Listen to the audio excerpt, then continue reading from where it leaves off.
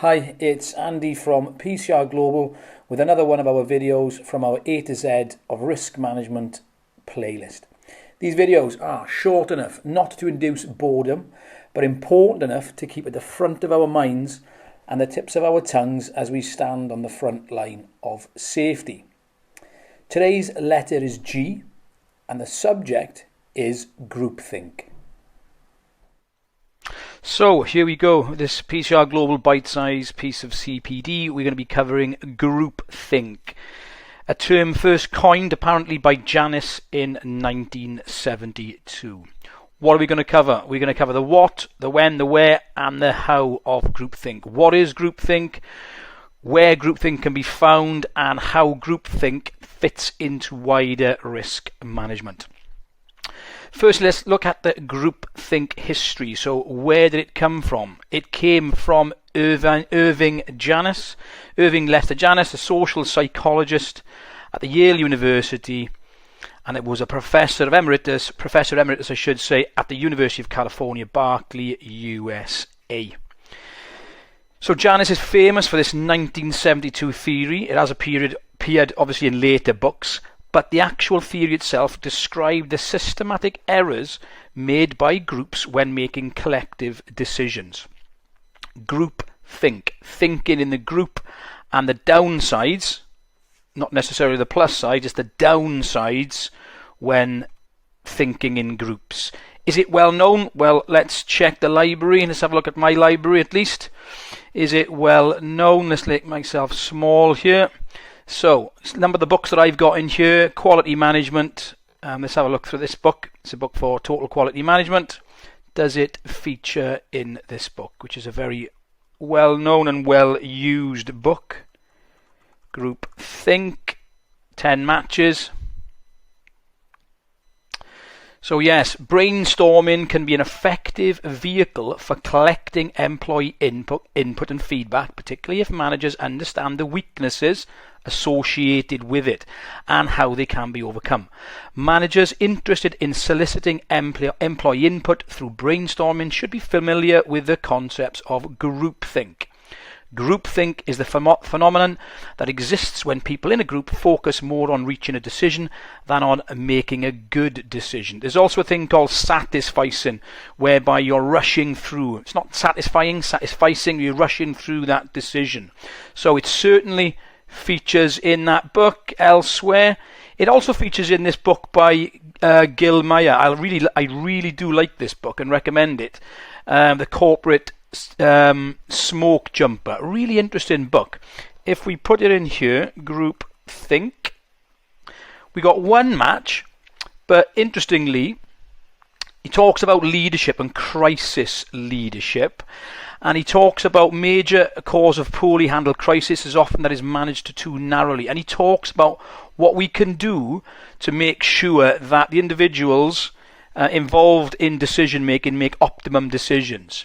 And then he says we want somebody who can remain objective, remain calm, but also he mentions is a guardian against groupthink. It only features once in this book, but is a guardian against groupthink or against the bias created by a dominant personality. I'm pretty sure we've all met dominant personalities, and this really is a big issue within the theory of groupthink, and that's what really groupthink talks about. It is the issue of one person taking control and everybody else following suit.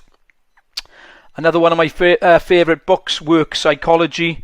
You'd imagine it's going to appear in a few more places in this book, and it really does. If I can get this right myself, 1 second, bear with me. Groupthink. Groupthink, here we go. 40 matches found here. So let's have a look. So it features in chapter 11 when we're talking about groups, teams and teamwork. Outline the main features of groupthink. So Janis, 1972, arrived at some disturbing conclusions about how some real-life groups charged with making important decisions can make extremely poor decisions that have serious repercussions. Remember, decisions cost lives and livelihoods. He analysed the major foreign policy errors of various governments at various times in history. One of these was the Bay of Pigs fiasco, which we'll have a look at in a little bit more depth with regard to Fidel Castro and Cuba. It's quite interesting. But yes, there's a lot written in here about groupthink. It's a key learning points for this is groupthink is a set of malfunctioning group processes that occur when group members are more concerned to achieve unanimity, which is we're going to be unanimous in what we're doing, and agreement than they are to find the best available solutions to a problem. So groupthink is certainly well discussed. It's mentioned in safety differently as well. It's mentioned a lot in exploring strategy. It's not actually mentioned in the fundamentals of risk management, groupthink, and I think decision making for risk management is absolutely critical. So every time I talk about decision making, that groupthink bias really does come in there up for discussion. Okay, so yes, it does feature quite a lot in there. So let's make myself bigger again. A visualization. Let's have a look at a visualization of groupthink. What can we see? We can see people with the ducks in a row. Well, there's a duck at the front, and then we have everybody lined up, and we have one person probably thinking to himself, I'm not sure if this is the direction I'm happy to be going in. So a picture does paint 1,000 words. Nobody looks happy there, mind apart from the man in the front. But I would say ducks are not in a row in that picture. The next visualization we've got, looking from left to right, we obviously have the person in charge of the group. And then we've got all those in favour say aye. Everybody is saying aye, but when we look a little bit closer, say it ain't so. You got to be kidding. Perish the thought. Heaven forbid. No, 1,000 times no. So there's an obvious problem here with people in that group, in that crowd, just accepting what the leader is saying. That could be because the leader is so pushy, but also could be that the individuals in that group, they don't stand up for whatever reasons they don't want to stand up. Could it be that they want the legs of the leader to be taken? Who knows? I've certainly been in that situation where people sit back because they like to see people fail. As shameful as that is, that's an absolute fact, and anybody who's a realist working in any type of industry would probably have recognised that. So this visualization I think is very good. Okay. Here is Irving Janis. And what did he say? The advantages of having decisions made by groups are often lost because of powerful psychological pressures that arise when the members work closely together, when they share the same sets of values, and above all, if they face a crisis situation that puts everyone under intense stress. We know crisis decision making. You can be a crisis leader, non-crisis, but come being a crisis leader during a crisis, that requires a different set of characteristics because you are under pressure in a crisis. A slight closer look at Janis's study. So, The Victims of Groupthink, a psychological study of foreign policy decisions and fiascos. So he focused on the psychological mechanisms behind decisions making in policy decisions. So it's really at the high level. And he looked at the Bay of Pigs invasion, should I say the Bay of Pigs fiasco, the Pearl Harbor decision making, the Vietnam War decision making, and I'm sure once you understand groupthink, there could be an argument for groupthink being present in the Iraq War as well. However, so Janis, he's got a number of books out. I've not read any of his books in depth. I've only read snapshots in other books. But he certainly is a trusted individual. The Bay of Pigs fiasco, if you're not familiar with this, it is worth looking at it. Between the 17th and 19th of April 1961, the US government, when John F. Kennedy had just taken charge from Eisenhower, they sponsored a failed attempt to overthrow Fidel Castro within Cuba. However, it was a catastrophic fail. It failed due to poor planning and apparently cost the US around $52 million. Interestingly, they were reading this extract, again taken from somewhere else. Apparently this is what Kennedy is purported to have said. There were 50 or so of us presumably the most experienced and smartest people we could get. But 5 minutes after it began to fall in, we all looked at each other and asked, how could we have been so stupid? So we may have heard of hindsight bias as well. Hindsight is 20/20, as everybody says. But that's interesting, and Janis really goes into that, and that was one of the instances that made him come up and start looking at the mechanisms of decision making. An interesting extract here within the Neuro Leadership website. If we look at this, how JFK inspired the term groupthink. Again, it talks about how the Bay of Pigs fiasco led to Janis coming up with that term. It goes into the history of it. Again, we're not here, it's not a history lesson, but it is worth looking at this. It's on the Neuro Leadership website. Groupthink goes mainstream. After Janis's study, the word groupthink entered the lexicon, and the concept became an everyday concept in political science, psychology, and management. In the decades since Janis first published his article, psychologists have blamed groupthink as a factor in the Watergate scandal, the Iran-Contra affair, and both the Challenger and Columbia space shuttle explosions. So it is important for us as decision makers in organizations to have a really good awareness of groupthink, and also to pass that awareness on to those who are in the groups when we are making decisions. So let's move on. Why is it important?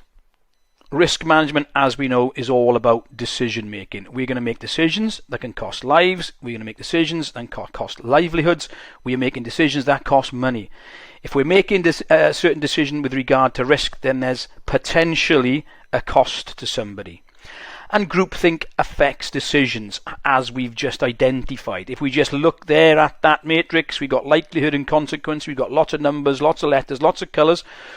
We don't need to go into the mechanics behind sort of whether that is right or wrong. But what we do know already is somebody's making decisions based on that matrix. If the matrix is wrong, we're even further up the creek without the obvious paddle. Decisions can cost lives, and decisions cost livelihoods as well. We have to remember that. It's really, really important, groupthink. I can't get it across how much important it is. So if it's that important, are there going to be any warning signs? Well, we recognise these style of warning signs. We see them all the time.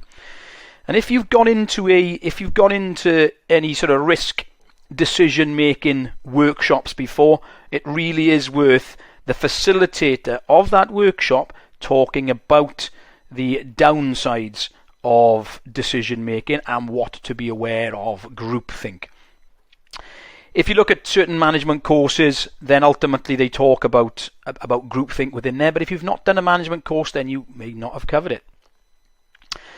There are, however, 8 symptoms of groupthink that we can look at. Number 1, the illusions of unanimity. So again, this can lead to members believing that everybody is unanimous, everybody agrees.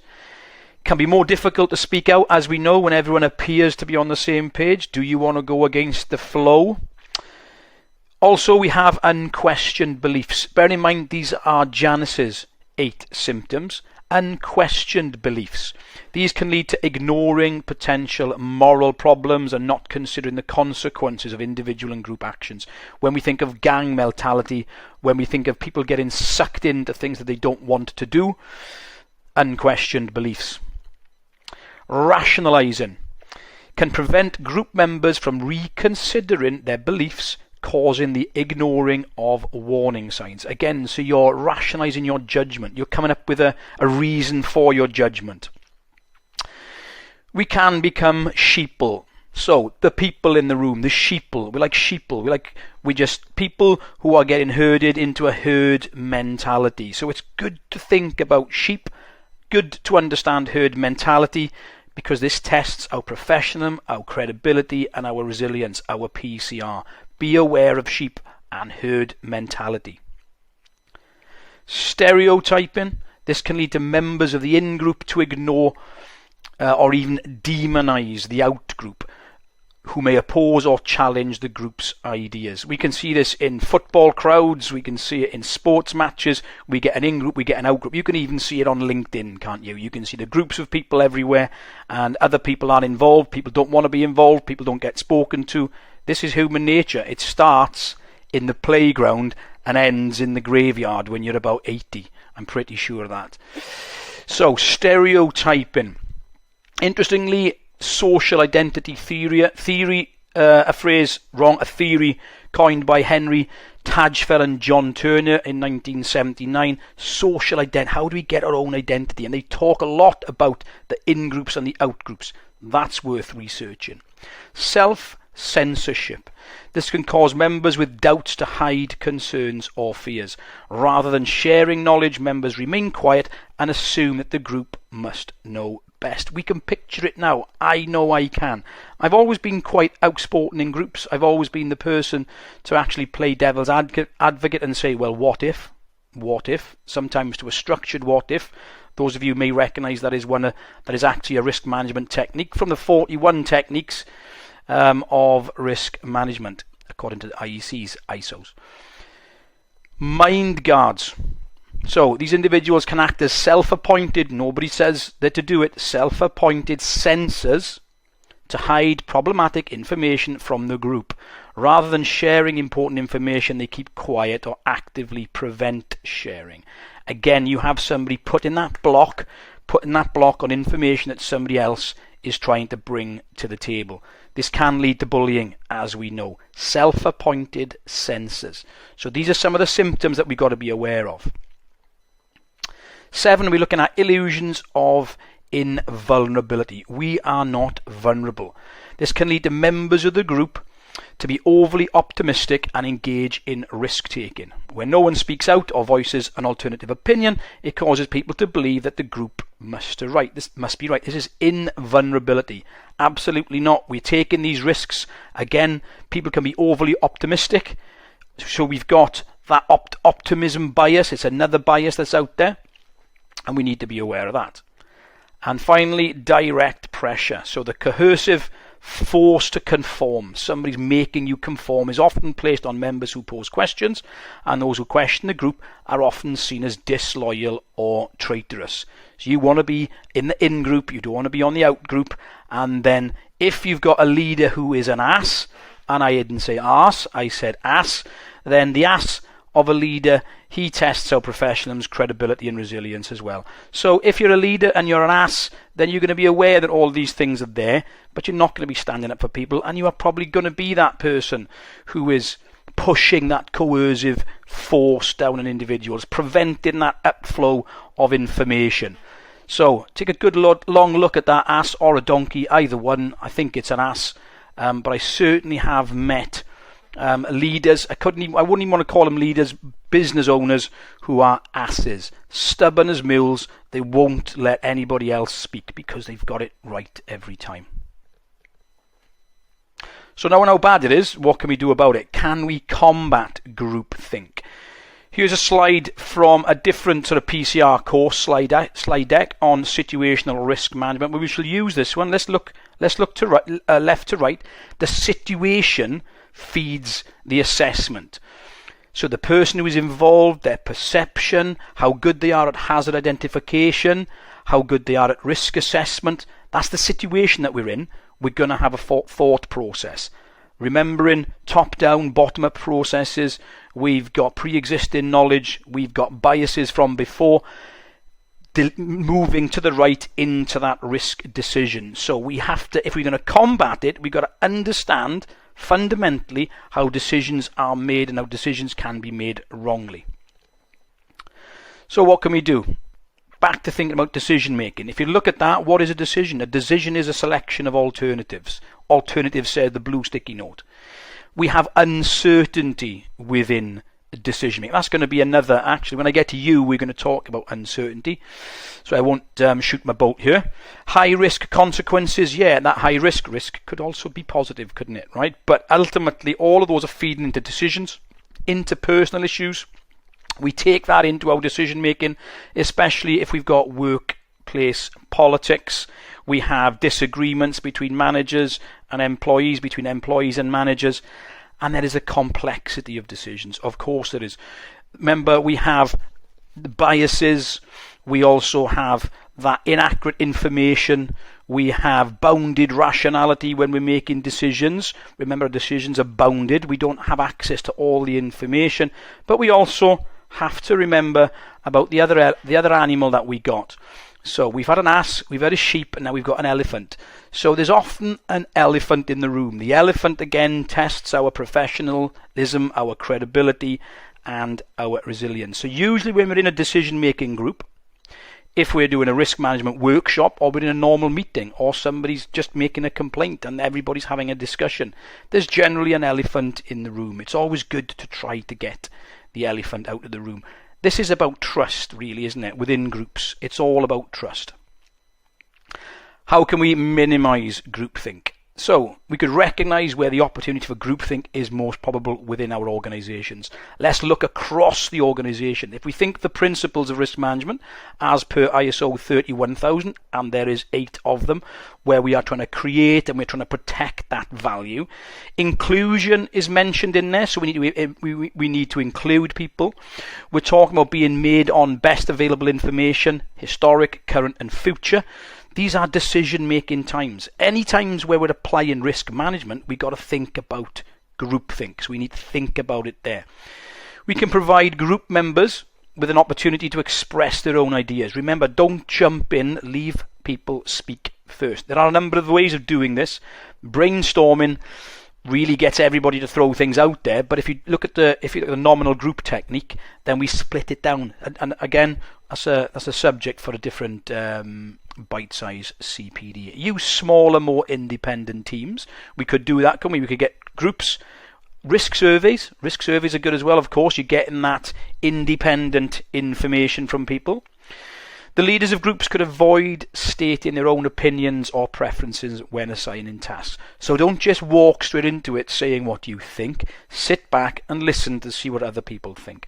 I know a number of people who are really quiet in meetings, and when they speak, they only speak when it's worthwhile. And then you have somebody in the corner who's spouting off all the time, and then realistically they become somewhat like background noise, something like white noise. You don't even not even hearing them. Sort of like the person or the boy who cries wolf. We could assign someone with the role of devil's advocate. They're going to challenge you. What if? What if? What if? Again, structured what if is a good way of doing this, but somebody goes against the grain, challenging your ideas. If everybody's the same, you're going to get all the same. If you do what you've always done, as Einstein says, you're going to get what you've always got. So let's get some different people in that discussion. Discuss the group's ideas with an outside member in order to get impartial opinions. Fully agree with that. Go outside. Bear in mind where you're going to. Is that going to confuse the situation? Again, this is all risk management decisions. 7, encourage our group members to remain critical. Don't discourage challenges. Don't tell people don't ask people binary questions or force binary answers out of them. We need that discussion. We need people coming with potentially conflicting ideas. This is very positive. This is a good one. We could hold second chance meetings, allowing members an opportunity to express any remaining doubts. I think that's really good. I often have a no surprises meeting before the end of my audits. So before we're going to go in, this is what we're going to cover, and then people say, well, what about this, and it could change the end result. So it's all about that, allowing people the opportunity to speak. Groupthink is all about one person speaking and people following suit. Anything the opposite to that is beneficial. Provide group members regular opportunities to share their ideas and thoughts. That's what we're saying, inclusion. Think of psychological safety. If people don't want to speak up and speak out because they don't feel comfortable, because there's no trust, then they're not going to do that. This is all about trust. Trust in your teams, valuing people's opinion, listening. Remember, we have 2 ears and 1 mouth for a reason, because we should be listening more. And we should build diversity into groups to enhance decision making. That's what we've been saying. You know, you're bringing in your subject matter experts. Remembering now, I wrote an article on the convergence of physical security and health and safety, whereby one manager has all the hats. So now we have one manager with all the opinions on all the risk areas, providing that opinion to the people above him, and that opinion is, you know, how do we know that's correct? Especially if they're charged with looking after individual areas that are outside of their competence zone. Very important. The final visualization we're going to look at antecedents and how it flows. So this is a groupthink model, 1983, from this book here. And let's have a quick look at this. So antecedents, the thing that happened before. So decision makers, we got a group. Okay, we have some structural faults due to the insulation of the group, lack of traditional impartial leadership, lack of norms for methodological procedures, homogeneity of the group, plus high stress, number of other things here. That feeds into the concurrence seeking. So groupthink tendency. All of this guides people to concur. Yes, we agree. We then end up, we can see some symptoms: overestimation of group, closed mindedness, uniformity pressures, and then that sliding again to the right, symptoms of defective. This is the output now. This is the consequences: incomplete survey of alternatives, incomplete survey of objectives, failure to examine risks of preferred choice, failure to reappraise rejected choices, poor informational search, bounded rationality. This tells me most of this. Selective information bias, selective hearing as well. Failure to contingency plan. Don't trust it, test it. We need to be testing it. And then that equals low probability of a successful outcome for your decision-making risk management group. So what did we cover? History of groupthink we looked at. We looked at some warning signs. We looked at how to minimize or avoid. I don't think we can avoid it, certainly minimize it, and that is about making everybody who's in that risk management group, risk management workshop, risk assessment workshop, aware of the dangers of groupthink. And we also looked at how our PCR, that's our professionalism, our credibility and our resilience, can be tested by elephants, sheep and asses. Don't be an ass. And leadership. We identified that leadership is very, very important throughout all of this. So the letter was G, the subject was groupthink. So that's it. It really is that simple. The knowledge we have and the decisions we make really can save lives. Today's letter was G, the subject was groupthink. Thanks for watching.